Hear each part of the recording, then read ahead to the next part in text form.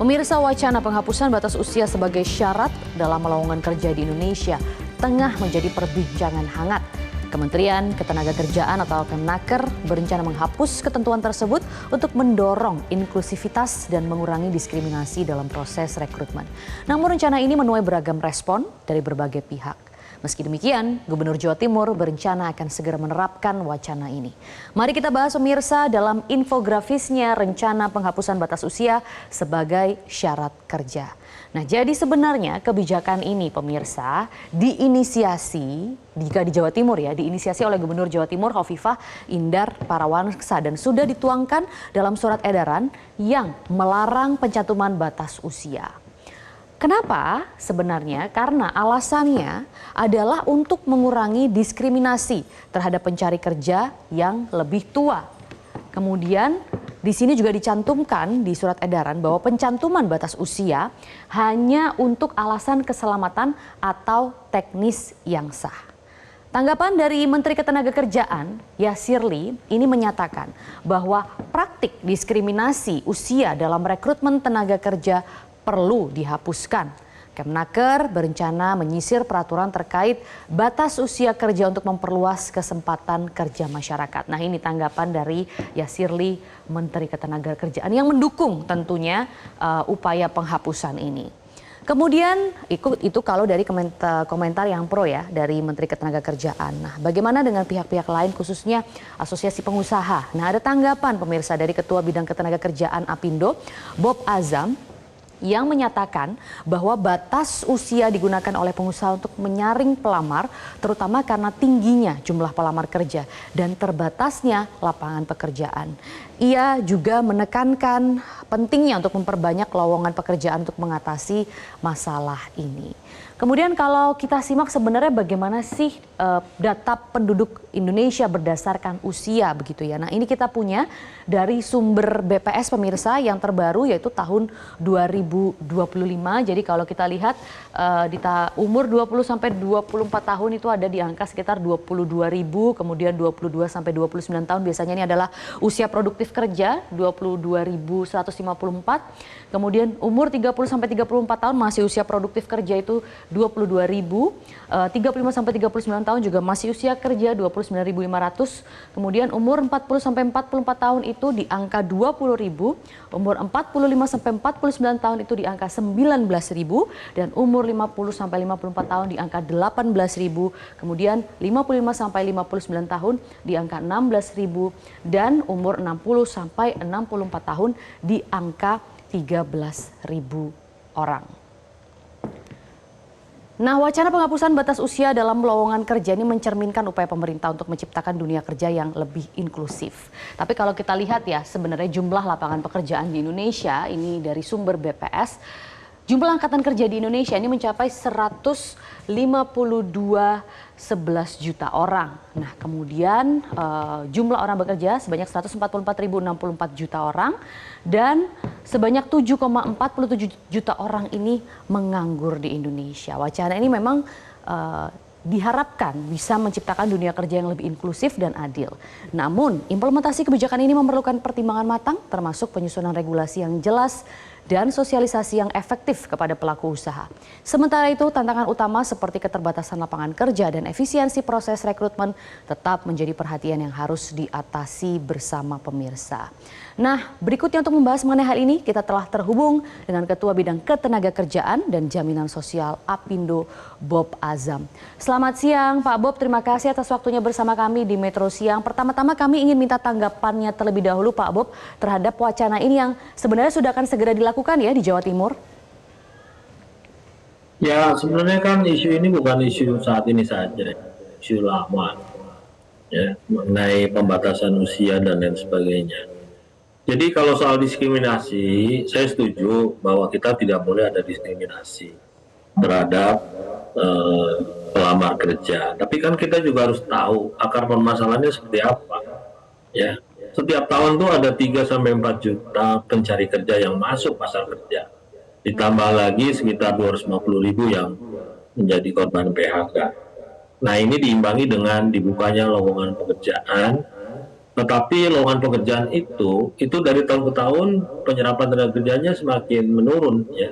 Kalau dulu 1% itu bisa menyerap 600.000 tenaga kerja, sekarang mungkin udah tinggal 150.000 tenaga kerja ya, karena kita banyak investasi di padat modal, kurang di padat karya. Nah ini yang kita lihat implikasinya. Kalau dulu ya tahun 80-an ya, itu yang interview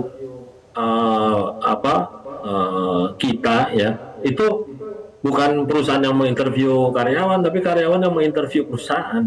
Ya, gajinya berapa di sini gitu loh. Ya, kalau gajinya mereka nggak sesuai, mereka kan pindah perusahaan lain. Nah, itu terjadi sewaktu demand terhadap tenaga kerja itu lebih tinggi daripada supply-nya. Kalau sekarang, supply jauh lebih tinggi daripada demand. Jadi satu lowongan pekerjaan mungkin dibutuhkan 10 orang ya, yang datang itu bisa 100, bisa 1000 orang ya. Nah, sekarang bagaimana mereka melakukan seleksi kalau yang datang itu 100, apa 100 orang ya yang harus diinterview atau di Jadi apa kalau ada penghapusan dites batasan misalnya, usia itu kan kerja ini biaya bisa juga. jadi lebih banyak ya Pak Bob ya, maksudnya begitu. Ya, ya. Oke. Tapi sebenarnya kan Apakah ini juga intinya akan menjadi bagaimana sulit kita bagi mencari. fresh graduate mencari kerja, Pak? Jadi sekarang intinya sebenarnya bagaimana pekerjaan itu bisa terbuka untuk bagi mereka yang katakanlah sudah berusia ya, sudah 30 tahun, 35 tahun, 40 tahun. Nah, persoalannya di sini banyak tenaga kerja kita yang sudah berusia 40 tahun, tapi skillnya yang itu-itu saja gitu. Ya. Jadi dia masuk dengan misalnya jadi driver setelah 10 tahun, 20 tahun masih skillnya drivers gitu loh. Ya, mestinya kan ada peningkatan atau perubahan ya skillnya. Nah, di sini sebenarnya peranan pemerintah bagaimana membangun ekosistem tenaga kerjaan kepada mereka yang sudah katakanlah 10 tahun di pasar kerja itu, mereka bisa mendapatkan akses ya terhadap pelatihan untuk mendapatkan skill yang lebih baik lagi gitu. Dan income-nya bisa lebih bagus lagi. Nah, itu yang sebenarnya kita harapkan ya. Seperti kartu prakerja kan. Sekarang kan kartu prakerja lebih banyak diarahkan untuk pencari kerja. Yang sebenarnya mereka sudah dididik ya waktu di sekolah menengah ya, atau sekolah menengah atau universitas ya, supaya punya skill. Tapi harus dikasih lagi dana untuk peningkatan skill mereka ini kan double.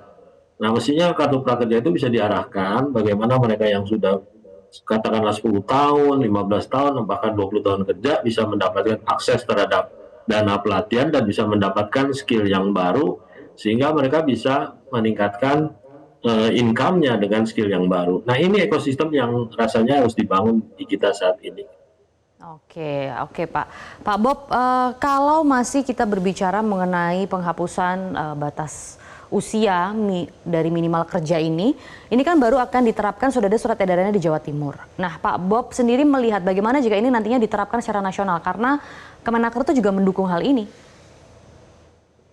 Ya, nanti jangan sampai bisa membuat ekonomi biaya tinggi ya bagi perusahaan. Biaya rekrutmen kita meningkat ya karena begitu banyak orang yang harus diseleksi ya. Jadi jangan sampai membuat kebingungan-kebingungan lagi gitu loh ya. Menambah persoalan yang sudah banyak yang ada di kita gitu. Ya. Tapi PR-nya nggak dikerjakan ya. PR-nya sebenarnya bagaimana kita menyediakan pelatihan bagi mereka yang sudah begitu lama di pasar kerja ya. Sebagai contoh misalnya di Singapura ya, mereka yang sudah berusia 40 tahun itu otomatis akan keluar dana dari negara ya, sehingga mereka bisa menggunakan dana tersebut untuk mengikuti satu pelatihan ya, untuk mendapatkan skill yang lebih baik lagi dengan gaji yang lebih tinggi lagi. Sebenarnya ini loh yang harus dipersiapkan oleh pemerintah. Baik, Pak Bob, pelatihan memang hal yang juga cukup harus diperhatikan dan sangat ideal jika bisa diterapkan. Tapi jika pelatihan sudah ada, tapi memang lapangan pekerjaannya tidak banyak, bagaimana Pak? Ya makanya tantangan di kita sekarang, ya kan bagaimana, ini kan seperti chicken and egg ya, antara telur dan ayam gitu loh ya. Jadi investasi yang ingin masuk di Indonesia, melihat tenaga kerja tidak tersedia, akhirnya nggak masuk itu. Investasi-investasi yang membutuhkan skill yang tinggi. Ya. Nah begitu juga kita juga tidak menyiapkan skill karena nggak ada pekerjaannya. Ini kan seperti ayam dan telur gitu, ya. Iya. Nah, oleh karena itu kita harus punya roadmap, ya, roadmap bagaimana kita menghadirkan industri-industri dengan kebutuhan tenaga kerja yang lebih tinggi. Kemudian juga kita punya roadmap untuk bisa mengembangkan tenaga kerja yang punya skill. Jadi harus ada dua sisi yang kita harus jalankan. Baik, kita akan tunggu ya. Semoga saja ada perhatian pemerintah dari pelatihan ini dan juga penambahan dari lapangan pekerjaan. Kabit Ketenagakerjaan dan Ya, saya Jaminan sih Sosial harapkan Apindo, pemerintah Bapak tuh bisa Azam. mengundang lah ya pihak Ya. private sector ya untuk ikut rembuk ya bagaimana Oke. membangun ekosistem ketenagakerjaan. Jadi jangan ambil polisi yang sifatnya sepihak, tapi juga Baik. nanti akan merepotkan dunia usaha. Baik, baik. Terima kasih Pak Bob Azam atas keterangannya bersama kami di Metro Siang. Jelajahi cara baru mendapatkan informasi. Download Metro TV Extend sekarang.